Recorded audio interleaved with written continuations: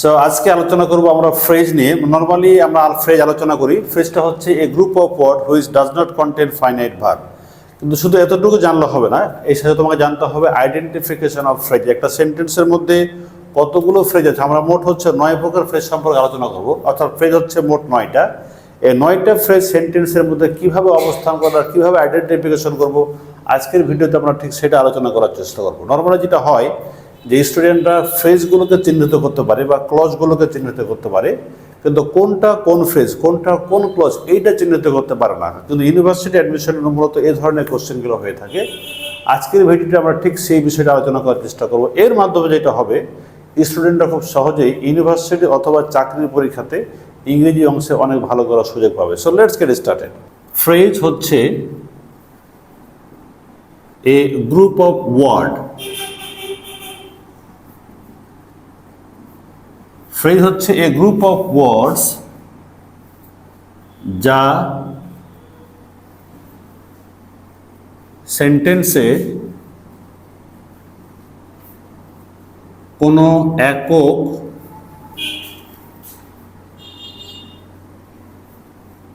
পদের, যেমন হচ্ছে সিঙ্গেল পার্ট অফ স্পিচ,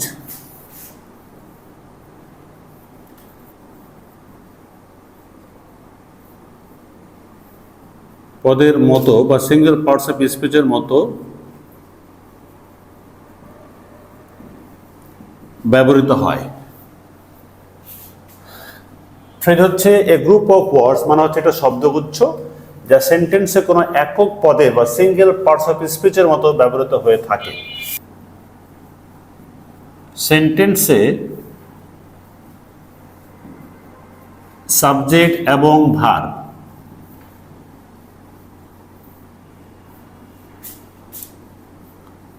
থাকলেও সেই সাবজেক্ট এবং ভার্ব এবং ফাইনাইট ভার্ব, আমরা ভার্ব বলতে আসলে ফাইনাইট ভার্বকে বুঝি। সেন্টেন্সে সাবজেক্ট এবং ভার্ব থাকলেও সেই সাবজেক্ট এবং ফাইনাইট ভার্ব একসাথে থাকে না।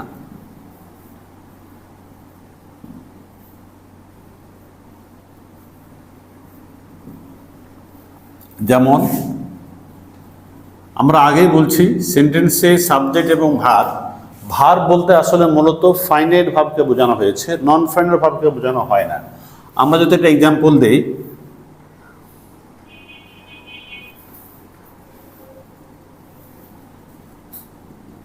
The meeting being over,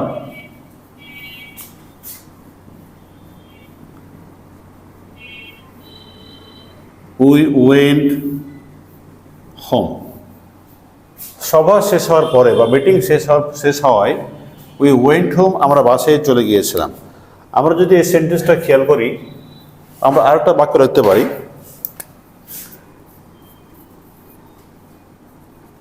the weather being very hot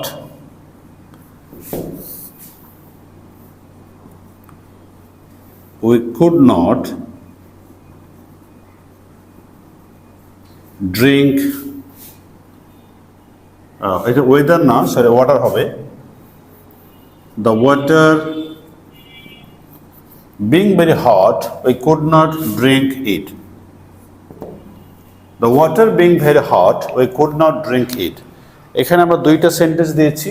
প্রথমটা যদি আমরা আলোচনা করতে যাই, সেক্ষেত্রে দ্য মিটিং হচ্ছে সাবজেক্ট আর বিং হচ্ছে নন ফাইনাইট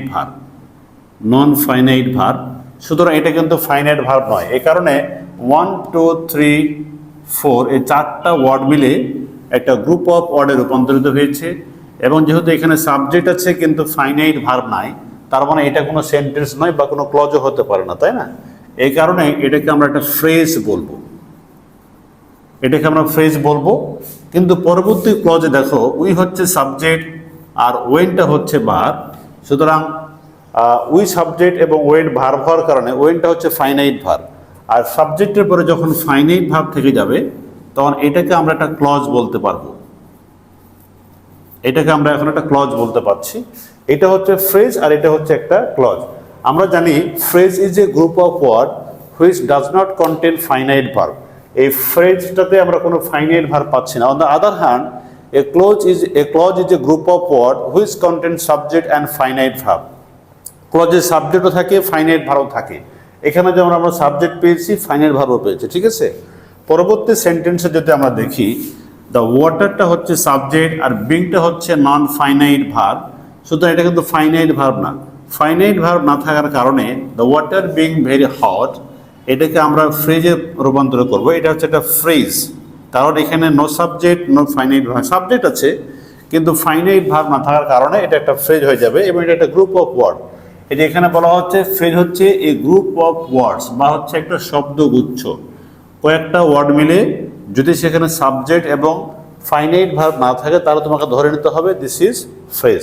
কিন্তু এখানে উই হচ্ছে সাবজেক্ট আর ড্রিঙ্ক হচ্ছে ফাইনাইট ভার্ব। সাবজেক্টের পরে যখন আমরা ফাইনাইট ভার্ব পেয়ে যাব কোনো ক্লজে বা কোনো একটা অংশে, তখন সেটাকে আমরা ক্লজ বলতে পারি।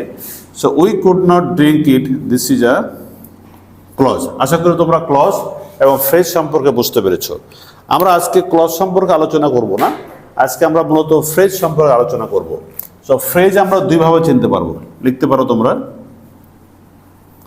ফ্রেজ দুইভাবে নির্ণয় করা যায়।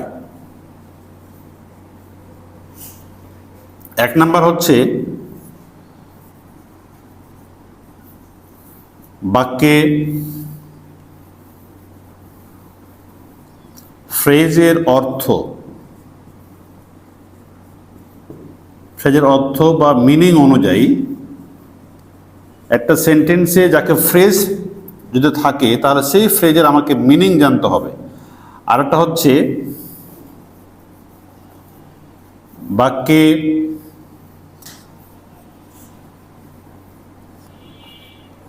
ফ্রেজের অবস্থান, ফ্রেজের অবস্থান বলতে এখানে পজিশনকে বলা হয়েছে, বা ব্যবহার ইংলিশ হচ্ছে ফাংশন বা ইউজ।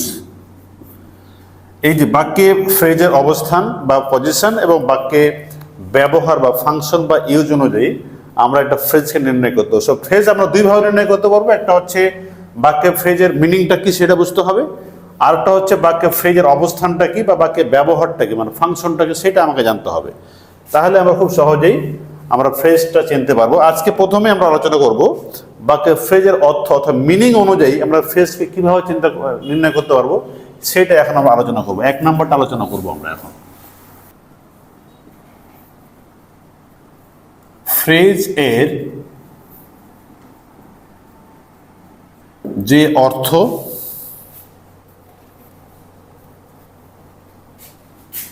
ফ্রেজের যে অর্থ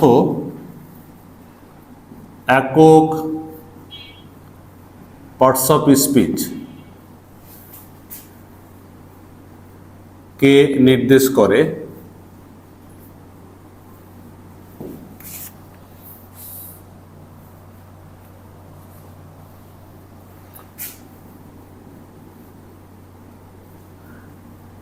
ফ্রেজটি সেই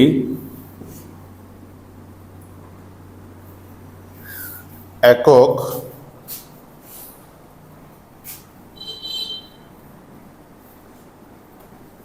পার্টস অফ স্পিচ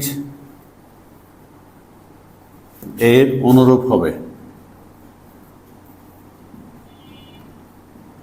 এটা তোমরা এখন বুঝতে পারবো না, এক্সাম্পলের মাধ্যমে বুঝতে পারবা। তো আমি এখন যেটা লিখছি সেটা তোমাদের লেখার প্রয়োজন নাই, আমি যখন লিখতে পারবো তখন তোমরা লিখবা। আমরা প্রথমে দিব হচ্ছে phrase in a sentence, এরপরে আমরা এটার একটা মিনিং দিব, ফ্রেজের মিনিং হবে এবং এটা পার্টস অফ স্পিচ হবে।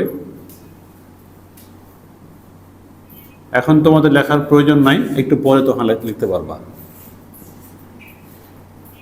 এটা হচ্ছে ফ্রেজ। আমরা যদি একটা সেন্টেন্স দিই, সেটা হচ্ছে হি is a man of letters. He is a man of letters, আমরা ম্যান অফ লেটার্সের নিচে দাগ দিলাম। তাহলে ম্যান অফ লেটার্স এটা একটা ফ্রেজ, এর মিনিং হচ্ছে পণ্ডিত ব্যক্তি, বা ইংলিশে যদি হয় সেটা হচ্ছে স্কলার। আর স্কলার হচ্ছে একটা নাউন। মূলত তোমাকে যদি ফ্রেজ নির্ণয় করতে হয় তাহলে ফ্রেজের কিন্তু একটা সেন্টার ওয়ার্ড থাকা লাগবে বা সেন্ট্রাল ওয়ার্ড থাকা লাগবে। এখানকার সেন্ট্রাল ওয়ার্ডটা হচ্ছে ম্যান, আর ম্যানটা হচ্ছে মূলত নাউন, মানুষকে বোঝানো হয়েছে। সো ম্যান অফ লেটার্স কোনো মানুষকে বোঝানো হয়েছে, অথবা মানুষটা পণ্ডিত ব্যক্তি বা শিক্ষিত ব্যক্তি, ঠিক সেরকম বোঝানো হয়েছে। সুতরাং এটা একটা স্কলার, এবং এই স্কলারটা হচ্ছে মিনিং, এবং স্কলারটা হলো নাউন। পার্টস অফ স্পিচ যদি ধরো তাহলে সেটা হয়ে যাবে নাউন, আর নাউন থেকে হওয়ার কারণে এই ফ্রেজটার নাম হয়ে যাবে নাউন ফ্রেজ। এখন তোমরা লিখতে পারো, এমন করে খাতায় লিখবা যাতে একটা লাইনে এটা হয়ে যায়। হাতের লেখাটা খুবই ছোট করতে হবে যাতে করে খাতাতে খুব সহজে এঁটে যায়। He is a man of letters, এটা হচ্ছে ম্যান অফ লেটার্সটা হচ্ছে আমাদের ফ্রেজ, এটার মিনিং হচ্ছে স্কলার, এবং অর্থ যেহেতু স্কলার এবং একটা ব্যক্তিকে বোঝানো হয়েছে, আর ব্যক্তিকে বোঝানো হচ্ছে কোনো কিছু নাম মানেই হচ্ছে noun. Noun is a naming word, আর নাউন থেকে হওয়ার কারণে এই ফ্রেজের নাম হয়ে যাবে noun phrase. He is a man of fame. He is a man of fame, আমরা যদি ম্যান অফ ফেমের নিচে দাগ দিই তাহলে ম্যান অফ ফেম বলতে বিখ্যাত ব্যক্তিকে বোঝানো হয়েছে। সুতরাং এর মিনিং হচ্ছে ফেমাস পারসন বা ফেমাস ম্যান। ফেমাস ম্যানটা হচ্ছে একটা নাউন, সুতরাং আমরা এখানে পার্টস অফ স্পিচের আকারে নাউন লিখে দেবো। আর যেহেতু নাউন থেকে হয়েছে এই জন্য ফ্রেজের নাম হচ্ছে নাউন ফ্রেজ। এই ফ্রেজের নাম হচ্ছে noun phrase.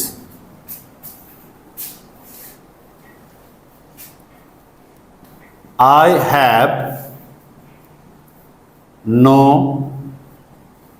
kith and kin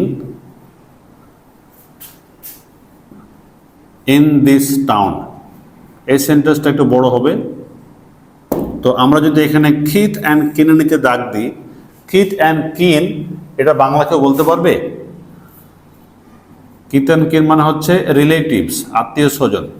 সেইগুলো হচ্ছে কোনো কিছুর নাম, আর নাম হলে সেটা হয়ে যায় নাউন, আর নাউন থেকে হওয়ার কারণে এই ফ্রেজের নাম হচ্ছে নাউন ফ্রেজ। কিত অ্যান্ড কিন একটা হচ্ছে নাউন ফ্রেজ।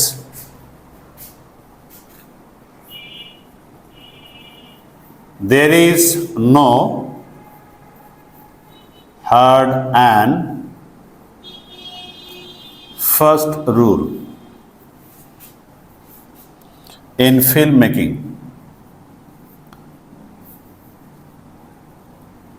সিনেমা তৈরির কোনো বাধা ধরা নিয়ম নাই।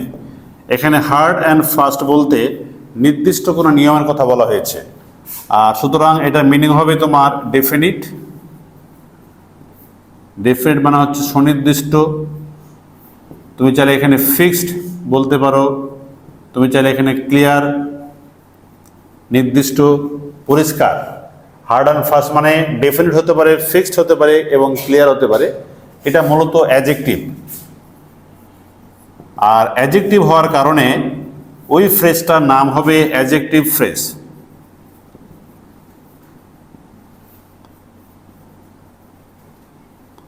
এই ফ্রেজটার নাম হচ্ছে adjective phrase. Hard and fast এটা হচ্ছে একটা অ্যাডজেক্টিভ।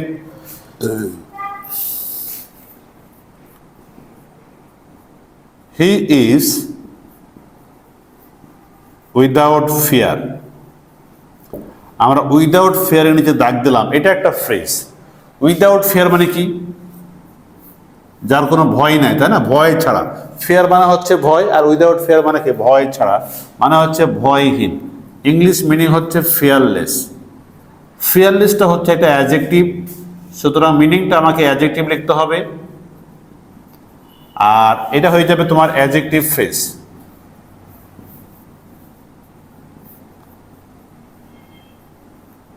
অ্যাডজেক্টিভ ফ্রেজ হয়ে গেল।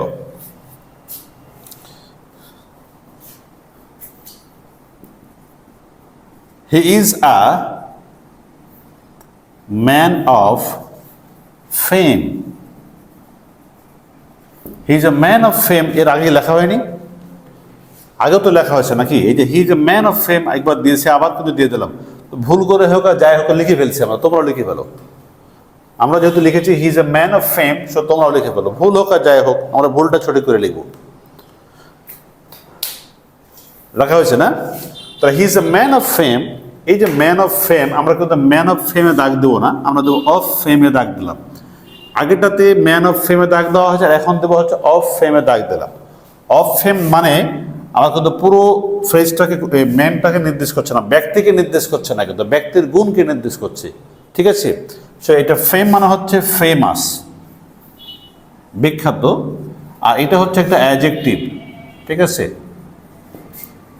এটা হচ্ছে অ্যাডজেক্টিভ, সুতরাং এই ফ্রেজটার নাম হবে অ্যাডজেক্টিভ ফ্রেজ। এই ফ্রেজটার নাম হয়ে গেল অ্যাডজেক্টিভ ফ্রেজ। ঠিক আছে? সো আশা করি তোমরা বুঝতে পারছো। নেক্সটে আমরা দেব হচ্ছে it's the did of hero. আমরা অফ হিরোর নিচে দাগ দিলাম, ডিডের নিচে দাগ দিইনি কিন্তু। It's the did of hero অর্থাৎ হচ্ছে কি, হিরোর কাজ, নায়কের কাজ, নায়কোচিত কাজ, তার মানে হচ্ছে হিরোইক। এর মিনিং হচ্ছে হিরোইক, নায়কোচিত কাজ বা নায়ক সুলভ। এটা হচ্ছে একটা অ্যাডজেক্টিভ, আর অ্যাডজেক্টিভ হওয়ার কারণে এইটার ফ্রেজের নাম হয়ে যাবে অ্যাডজেক্টিভ ফ্রেজ। অ্যাডজেক্টিভ ফ্রেজ হয়ে গেল। এরপরে আমরা দেব I am free from blame। Blame মানে দোষ, আর ফ্রি ফ্রম ব্লেম মানে দোষ মুক্ত, দোষ থেকে মুক্ত, মানে দোষহীন। তার মানে হচ্ছে ব্লেমলেস। এর মিনিং হচ্ছে ব্লেমলেস। তাহলে ব্লেমলেস হচ্ছে একটা অ্যাডজেক্টিভ, ব্লেমলেস একটা অ্যাডজেক্টিভ, আর সুতরাং এটা হয়ে যাবে adjective phrase.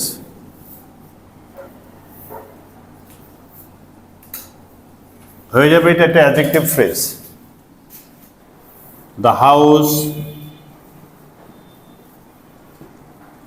built long ago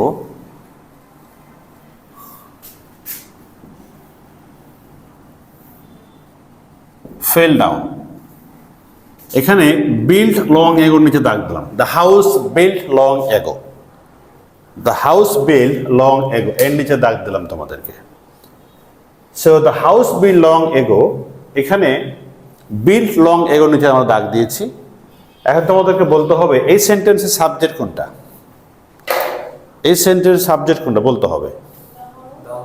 the house, verb কোনটা তাহলে? বিল্ড না, এই সেন্টেন্সের the house build long ago পুরোটাই হচ্ছে সাবজেক্ট, আর ফেল ডাউনটা হচ্ছে ভার্ব। তাহলে এই সেন্টেন্স সাবজেক্টের মধ্যে বিল্ড লং এগো একটা ফ্রেজ কাজ করেছে। কেমন কাজ করেছে দেখো, এটা হচ্ছে পাস্ট পার্টিসিপল। পাস্ট পার্টিসিপলগুলো মূলত অ্যাডজেক্টিভ হয়। দ্য হাউস ফেল ডাউন বললে কিন্তু হয়ে যেত, কিন্তু কোন বাড়িটি? বিল্ড লং এগো, যেটা অনেক আগে নির্মিত হয়েছিল, মানে অনেক আগে নির্মিত হওয়া বাড়িটি ফেল ডাউন, ভেঙে গিয়েছিল। কথা বুঝতে পারছো কি? তাহলে এটা পুরোটাই তোমাকে সাবজেক্ট। বিল্ড লং এগোটা কি করছে? দ্য হাউস নাউনটাকে কোয়ালিফাই করেছে। যখন কোনো ফ্রেজ কোনো নাউনকে কোয়ালিফাই করবে তখন সেই ফ্রেজটা হয়ে যাবে অ্যাডজেক্টিভ ফ্রেজ। কি হয়ে যাবে? Adjective phrase. সুতরাং বিল্ড লং এগো এর মিনিংটা আমাকে জানতে হবে। এটা হচ্ছে মূলত লং এগো মানে কি? ওল্ড, পুরোনো বাড়ি, তাই না? পুরোনো ব্র্যাকেটে আমরা হাউস দিয়ে দিলাম, এখানে ওল্ড বলতে হাউসটাকে বোঝানো হয়েছে। আর এটা পার্টস অফ স্পিচ হচ্ছে এটা অ্যাডজেক্টিভ। সুতরাং এর ফ্রেজ হবে adjective phrase.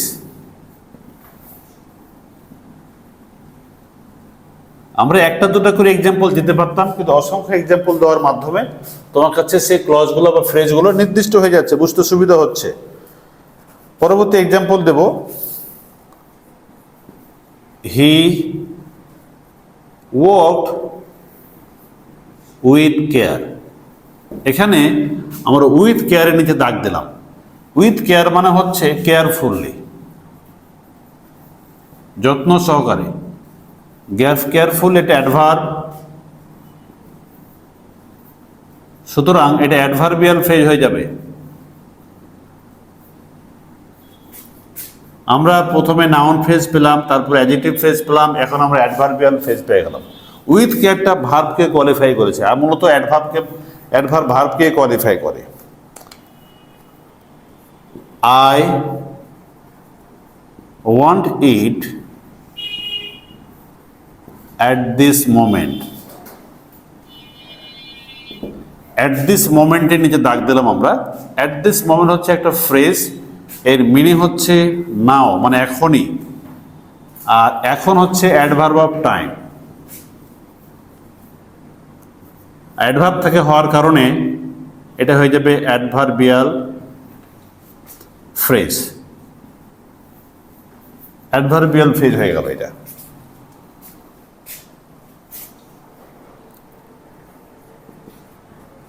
He came at a great speed. At a great speed মানে হচ্ছে কুইকলি। কুইকলির বাংলা কি? তাড়াতাড়ি, দ্রুত। তাহলে কুইকলি এটা অ্যাডভার্ব, আর অ্যাডভার্ব থেকে হওয়ার কারণে এটা হয়ে যাবে অ্যাডভার্বিয়াল ফ্রেজ। এটা হয়ে গেল অ্যাডভার্বিয়াল ফ্রেজ।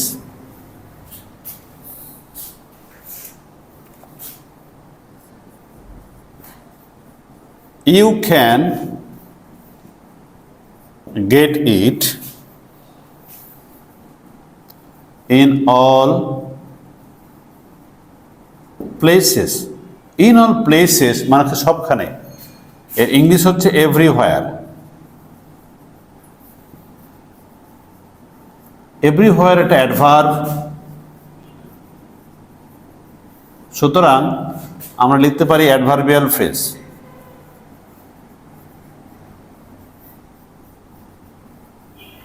এটা একটা অ্যাডভার্বিয়াল ফ্রেজ।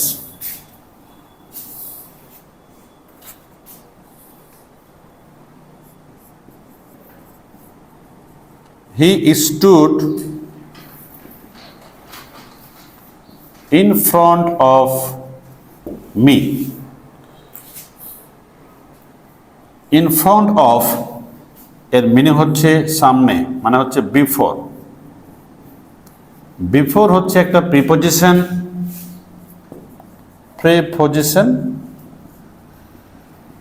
সুতরাং এটা prepositional phrase.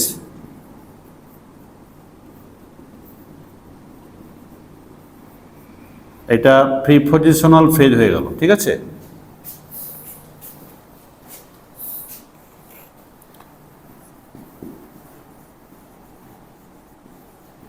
I could not come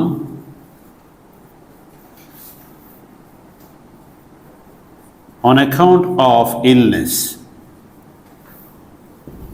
অসুস্থতার কারণে আসতে পারি নাই। অন অ্যাকাউন্ট অফ মানে হচ্ছে কারণে, যার ইংলিশ মিনিং হচ্ছে ফর। এটা হচ্ছে প্রিপোজিশন, ফর হচ্ছে একটা প্রিপোজিশন, সুতরাং এটা হয়ে যাবে প্রিপোজিশনাল ফ্রেজ।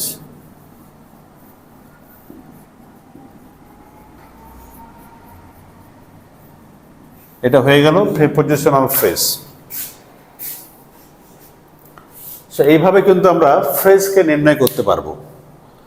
এখন একটা মজার জিনিস আছে, সেটা হচ্ছে আমরা বলেছিলাম আগেই যে ফ্রেজের অর্থ যে একক পার্টস অফ স্পিচকে নির্দেশ করে, ফ্রেজটি সেই পার্টস অফ স্পিচের অনুরূপ হবে, পার্টস অফ স্পিচের মতোই হবে। যেমন দেখো, আমরা ইন ফ্রন্ট অফ বললাম। ইন ফ্রন্ট অফ হচ্ছে সামনে, এর মিনিং হচ্ছে কি? ইংলিশ হচ্ছে বিফোর, কিন্তু বিফোর হচ্ছে একটা প্রিপোজিশন, অর্থাৎ এই ফ্রেজটার মিনিং হচ্ছে বিফোর, আর বিফোরের মিনিং হচ্ছে বিফোরের পার্টস অফ স্পিচ হচ্ছে এটা একটা প্রিপোজিশন, আর যেহেতু এটা প্রিপোজিশন এবং প্রিপোজিশন থেকে হওয়ার কারণে হয়ে গেল প্রিপোজিশনাল ফ্রেজ, অর্থাৎ তুমি যে মিনিংটা বের করবা সে মিনিং অনুযায়ী প্রিপোজিশন হবে, আর সে প্রিপোজিশন অনুযায়ী আমাদেরকে প্রিপোজিশনাল ফ্রেজ তৈরি করতে হবে। যদি এটার মিনিং নাউন, যে আগেটা অ্যাট দিস মোমেন্ট, এর মিনিংটা হচ্ছে নাউন, নাও আবার হয়েছে কি অ্যাডভার্ব, ঠিক আছে? অ্যাডভার্ব হওয়ার কারণে এই পুরোটা নাম হয়ে গেল অ্যাডভার্বিয়াল ফ্রেজ। কথা ক্লিয়ার? সো আমরা 1 নাম্বারটা কিন্তু আমরা দিয়ে দিয়েছি। আমরা কিন্তু বলেছিলাম যে ফ্রেজ দুইভাবে চিহ্নিত করা যায়, একটা হচ্ছে বাক্যে ফ্রেজের মিনিং অনুযায়ী বা অর্থ অনুযায়ী, তাই না? আমরা কিন্তু মিনিং অনুযায়ী এতক্ষণ আলোচনা করলাম। মিনিং অনুযায়ী তুমি যদি বিল্ড লং এটার মিনিং না বুঝো, তাহলে তুমি পার্টস অফ স্পিচ বের করতে পারবে না। আর পার্টস অফ স্পিচ বের করতে না পারলে কি হবে না, এটা কোন ফ্রেজ সেটা বের করতে পারবে না। তার মানে প্রথম সত্য হচ্ছে যে কোনো ফ্রেজ যখন যাকে তুমি নির্ণয় করতে যাচ্ছ সে ফ্রেজটার মিনিং আন্ডারস্ট্যান্ডিং, ঠিক আছে?